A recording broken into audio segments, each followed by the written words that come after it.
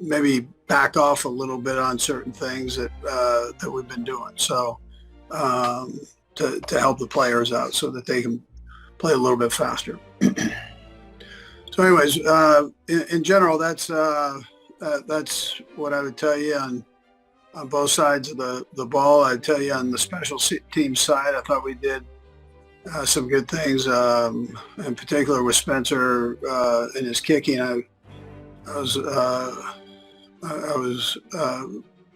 proud of the kid stepping in. That's a tough environment to step into, and he did well with what we asked him to do. So anyways, with that, time's yours. We'll go first to Derek. Matt? Hey, Coach, after the game last night, you mentioned wanting to look at that Xavier Worthy catch down the field on the sideline a little bit more. Do you feel any differently after looking at it as far as, is that a learning experience for Xavier, or is that just, what Patrick said that, he throws the ball a little bit differently, that's a walk-in touchdown? Yeah, if Pat could have seen him earlier, then that's part of it. But once you're there, he could have dragged his foot to keep it in. He'll be able to chalk that one up to experience. But again, what Pat told you is true. And so that combination, those are the little things, though. You're talking about 7 points there against a good football team. So you got to make sure that we take care of business on both ends there. We'll go next to Jesse Newell. Jesse? Hey, Kelsey, I have a follow-up too. Hey, Andy, you just said you wanted to back off some things to help your players. Can you just give an example of what you were talking about there? Yeah, so, maybe it's motions or shifts or that type of thing on the offensive side. Spags, I haven't gone through it with him yet, so, but they're just, they're little things, but sometimes little things can add up. Great. I wanted to ask you on the 4th and 2, when you're playing a guy like Josh Allen, what's the balance with your defensive lineman between trying to go make a play and then trying to kind of stay in your lane to make sure he can't scramble on a play like that? Yeah, that's a tough thing to do. I mean, it's especially when you're right there, and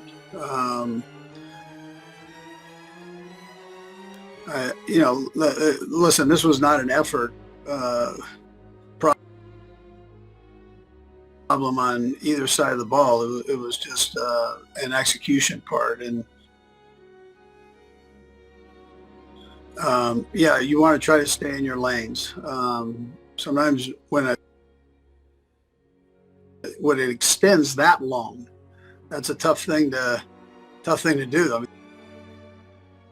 the guy's moving around, and all of a sudden those lanes become skewed just a little bit. So, but listen, I appreciate the effort on it. The guy made a great play, and we'll go back and learn from the thing and see what we can do better on that. We'll go next to Pete Sweeney. Pete? Coach, it felt like coming into the game that Travis Kelce and DeAndre Hopkins were breaking out in a sense, and Buffalo was able to limit them. I was wondering on your second look what you might have saw from Buffalo that led to some of that. Yeah, well, they bracketed Kels up in certain situations. DeAndre, they tried to do in certain situations.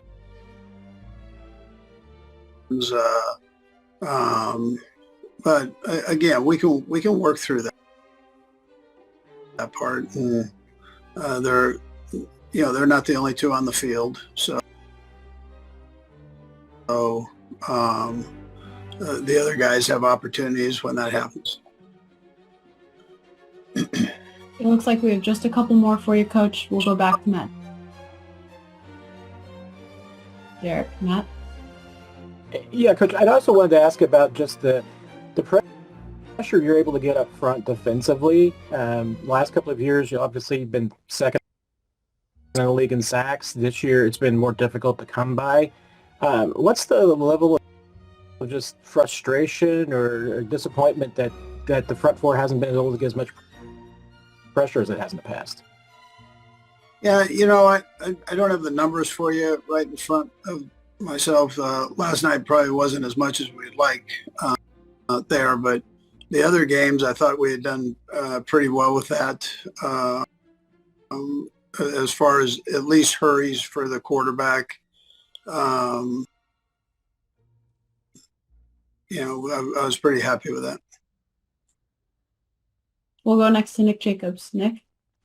And Kelsey, I'll have a follow-up if I can, please. Andy, on that second to last drive where Noah Gray has the touchdown, that drive itself, how do you guys go about trying to get the players to build off that for the games ahead here?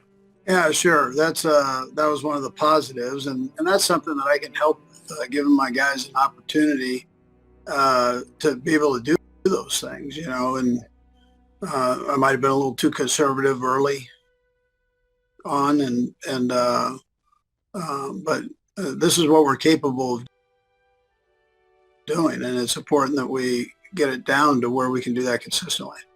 And for the rookies and some of the guys who necessarily haven't been a part of these runs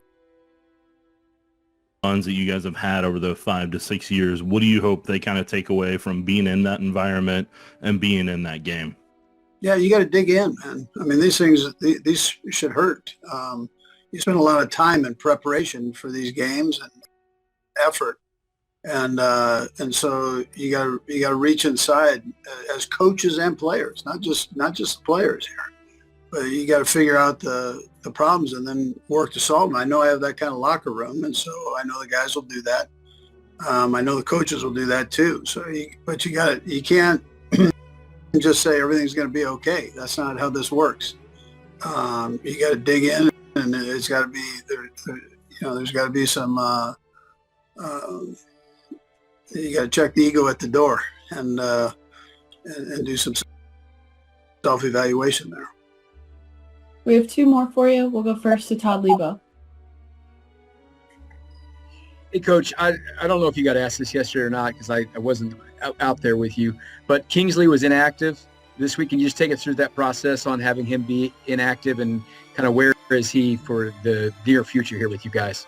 Yeah, Kingsley's going to be okay. It's just sometimes you got to take a step back, take a step forward, and that's what we felt we needed to do there. So we'll go from there and just see how things work out here as he continues to work forward. We'll close it out with Seren Petro. Seren? Thank you, and I'll have a follow-up as well. Coach, to kind of follow up on what Todd was saying, would you have any plans? I know there are several veterans that are out there. Any plans to look at anyone after what you saw and just kind of your thoughts on Wanya Morris's performance?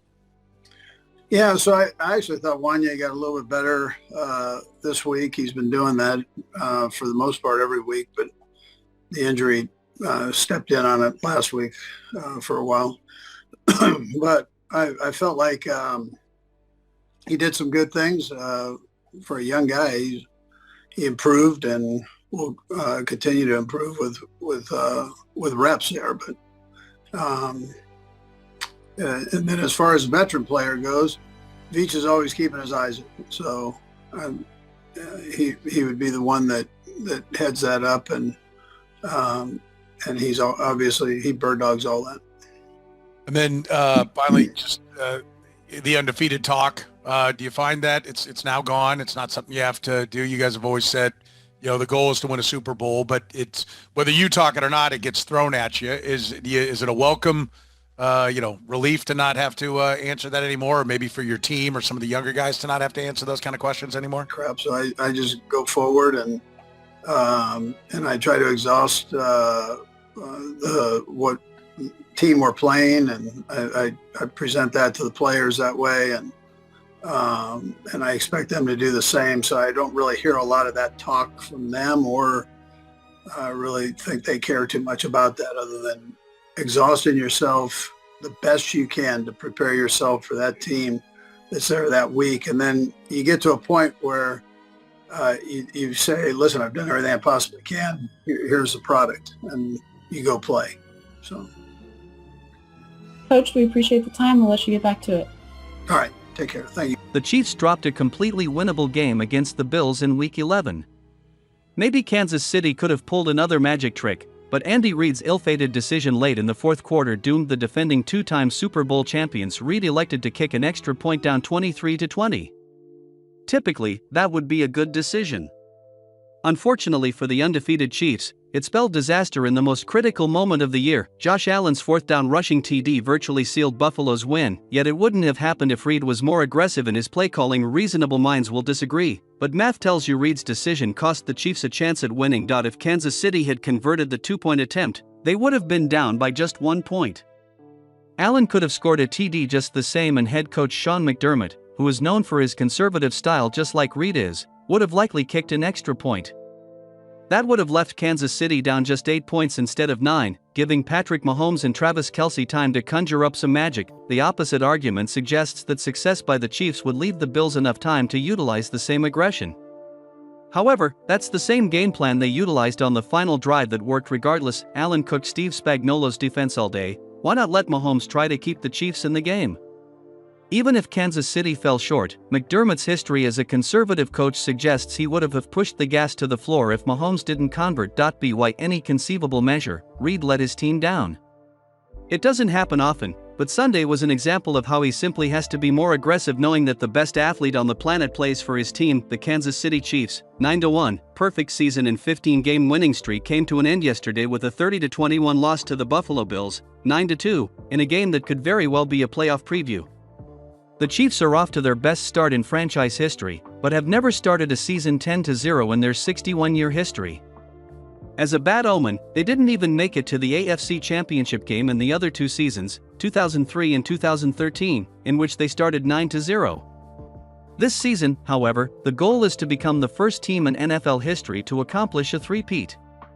If the Chiefs finish with the best record in the AFC and secure home field advantage throughout the playoffs, I doubt they won't make it to the AFC Championship game, even though two of the Mahomes' 3 playoff losses in his 18 postseason games have come at home. As a stroke of luck for them, an account on X shared a post with the caption, "This is crazy. We are living in a repeat simulation." The user compares the events of 2020 to those of 2024, though I noticed an error in one fact and had doubts about another. The Bills' win over the Chiefs is very clear to us, as is Donald Trump's presidency, both events confirmed after the Bills' win yesterday and Trump's victory in the November 5th election. There's also no question that the Dodgers won the World Series after defeating the New York Yankees. Dak Prescott is also out for the season, and the Pittsburgh Steelers are in first place in the AFC North, undefeated at 4-0 since Russell Wilson became their starter. However, given the Steelers' extremely tough schedule, which includes a home game against the Chiefs, they could still be overtaken by the Baltimore Ravens. The claim about the Olympics held in 2020 is questionable, as they were originally scheduled for that year, but were moved to 2021 due to the COVID-19 pandemic. Finally, the Chiefs winning the Super Bowl is also a bit misleading. While they did beat the San Francisco 49ers on February 2, 2020, that season was officially the 2019 NFL season. To clarify, the NFL recognizes the Tampa Bay Buccaneers as the 2020 champions after Tom Brady's win over Patrick Mahomes and the Chiefs in that year's Super Bowl. There are indeed some similarities, as well as another set of statistics that point to the Pittsburgh Steelers reaching the Super Bowl. However, there's still a long way to go this season before we can confidently say that the Chiefs will emerge as champions and become the first team to achieve a three-peat. It should also be noted that the Bills' win made Josh Allen the favorite to win the MVP award and moved Buffalo to within one game of the Chiefs in the standings, making the competition tighter than ever. The Kansas City Chiefs quarterback told reporters following Sunday's 30-21 loss to Josh Allen and the Buffalo Bills that he will use the outcome of the game as a motivational spark. "It's a good football team, so there's nothing to hang your head about," Mahomes, 29, said. "We feel like we can play better, so we will get back to work and try to use this as a spark so that we can be a better football team in the end." The signal caller, who ended his day with 23 completions on 33 attempts for 196 yards and 3 touchdowns, remained optimistic about his now 9-1 team's chances as they enter the second half of the season. Related, Travis Kelce lands in Buffalo in bold multicolored jacket ahead of Chiefs game against Bills. "I'm hoping that losing is a benefit. I'm not going to say I or we relaxed, But at the same time I feel like we were just coming away with these wins at the end of the game, Mahomes said, referring to the team's less than dominant play thus far, in which 7 of their previous games this season were won by one score. He continued, I think it's going to spark us to have more urgency, especially at the start of football games, especially with the offense. And that comes from me turning the ball over on the first drive. It's something you can't do in big games like this. While Mahomes marked his 40th career regular season game with 3 or more touchdown passes, teammate Travis Kelce had a quieter game with only 2 receptions for 8 yards following the loss. The tight end, 35, was seen acknowledging the Bills' play by applauding at the crowd. Mahomes, too, had kudos for Buffalo. Related, Jake Paul is taking inspiration from Patrick Mahomes ahead of Mike Tyson fight. He's the best. Exclusive, it's going to take your best football to beat great football teams. And we didn't play our best football today and they went out there and beat us, he said. That's how it rolls in the NFL, and so all due respect to them, that's going to be a good football team that we will probably see in the playoffs. As for matching the 1972 Miami Dolphins benchmark year in which they won every game, Mahomes has loftier expectations. The undefeated thing was cool, he said. But that's not our ultimate goal. The Kansas City Chiefs' undefeated streak came to an end as they suffered their first defeat of the season against the Buffalo Bills, losing 30-21. This marked a significant moment for the 2-time defending champions, who had been riding high on their previous successes. Following the game, Chiefs head coach Andy Reid addressed the media, delivering a candid assessment of the Bills' performance and extending a respectful message to Buffalo's head coach, Sean McDermott. My hat goes off to Sean and the Bills, Reid remarked. They did a nice job. They made plays when they needed to. Nice job with that. Reid's words were not only a testament to Buffalo's strategic execution but also a reflection of his sportsmanship in acknowledging the opponent's strengths. Josh Allen, the Bills' star quarterback, played a pivotal role, completing 27 of 40 passes for 262 yards, 1 touchdown, and 1 interception, along with a crucial 26-yard rushing touchdown late in the fourth quarter. The Chiefs faced struggles on both sides of the ball, highlighting areas needing improvement as they look to bounce back. Rookie wide receiver Xavier Worthy had a promising start, catching 4 passes for 61 yards and a touchdown early in the game. However, his performance was overshadowed by a critical sideline miscue in the second quarter.